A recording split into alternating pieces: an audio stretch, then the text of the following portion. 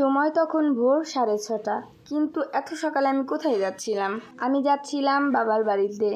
আর আমার বাবা মা যেহেতু নারায়ণগঞ্জে থাকে, সেই জন্য আমার একটু লং ডিস্টেন্স হয়ে যায়। চাইলেই যখন তখন বাবার বাড়িতে যেতে পারি না। আর প্রায় 3 মাস পরে আমি বাবার বাড়িতে যাচ্ছিলাম।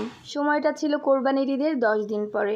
কেননা কোরবানির ঈদের সময় অনেক মেহমান থাকে, সেই জন্য বাড়ি রেখে তো আর যাওয়া যায় না। ভিডিওটা আমি খুবই লেটে আপলোড করছি, কেননা আমি খুবই অলস। ভিডিও আপলোড করতে ইচ্ছে করে না, এডিট করতে ইচ্ছে করে না। তো সকাল সকাল বাসে উঠে পড়লাম। কিছু যেহেতু খাইনি, আমার শ্বশুর আব্বা একটা কেক কিনে দিল আমাকে। জিজ্ঞেস করলো আর কিছু খাবো কি? আমি বললাম যে না আব্বু, আর কিছু খেতে পারবো না।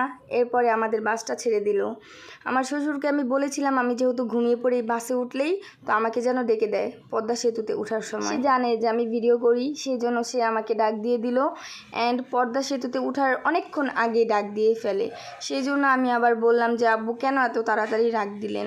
আব্বু বলল এই তো এসে পড়ছি আমরা। তো কথা বলতে বলতেই আমরা চলে আসলাম টুল প্লাজায়। অ্যান্ড আমার শ্বশুর খুবই ভালো অ্যান্ড মিশুক মানুষ। বউদের সাথে ওইরকম ছেলের বউ হিসাবে কথা বলে না, পুরোটাই মেয়ের মতন আচার ব্যবহার অ্যান্ড অনেক আদর করে। দেখতে দেখতে আমরা পদ্মা সেতুর মাঝখানে চলে যাচ্ছি। আর আমি ভিডিও করতে করতে আবারও ঘুমিয়ে পড়ি। এরপরে আমার ঠিক মনে ছিল না, তো আমি ঘুমিয়ে উঠে দেখি বাস স্ট্যান্ডে এসে পড়েছি। মূলত আমি পোস্তগোলা নেমে যাই। আমার বাবা আমাকে পোস্তগোলা থেকে এসে পিক করে নেয়, কেননা আমার শ্বশুর থাকে বসুন্ধরা আর আমি থাকি আমার বাবার বাড়ি নারায়ণগঞ্জে। তো আমার বাবা ওখান থেকে এসে আমাকে নিয়ে যায়। মাঝখানে আমি ঘুমিয়ে পড়ার কারণে অনেকগুলো ক্লিপ নিতে পারিনি অ্যান্ড বাড়িতে যাওয়ার ক্লিপগুলোও নিতে পারিনি।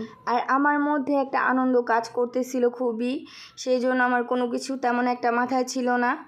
আর এই নদীর মাঝখানে খুবই পানি ছিল ওই সময়টার মধ্যে, কেননা ওই টাইমে বৃষ্টির সময় ছিল। বৃষ্টির সিজন যখন না থাকে, শীতকালে খুবই মানুষ থাকে চারিদিকে। আর এখন যেহেতু খুবই ভোর, সেজন্য এমনিতেও মানুষ নাই, কিন্তু চারিদিক খুবই সুন্দর থাকে, পার্কের মতন মনে হয় দেখলে। আমি কখনো যাইনি, কিন্তু সব সময় বাসের মধ্যে থেকে দেখতে দেখতে আমরা পদ্মা সেতুটা প্রায় পার করেই ফেললাম। এরপরেই আমাদের গন্তব্যস্থলে পৌঁছে যাব। যদিও এই জায়গাগুলোর নাম আমার ঠিক মনে নেই। সেদিনও খুব বৃষ্টি হচ্ছিল, কিন্তু বাবার বাড়ি যেহেতু যাব, মন কি আর মানে। তো দেশ থেকে আমি এই গাছগুলো এনেছিলাম, ক্যাকটাস গাছ। 3 জাতির এখানে ক্যাকটাস আছে, এছাড়াও বিভিন্ন রকমের গাছ ছিল। এগুলো আমি আমার ছোটো বোনের জন্য এনেছিলাম, কেননা ও খুবই গাছপ্রেমী।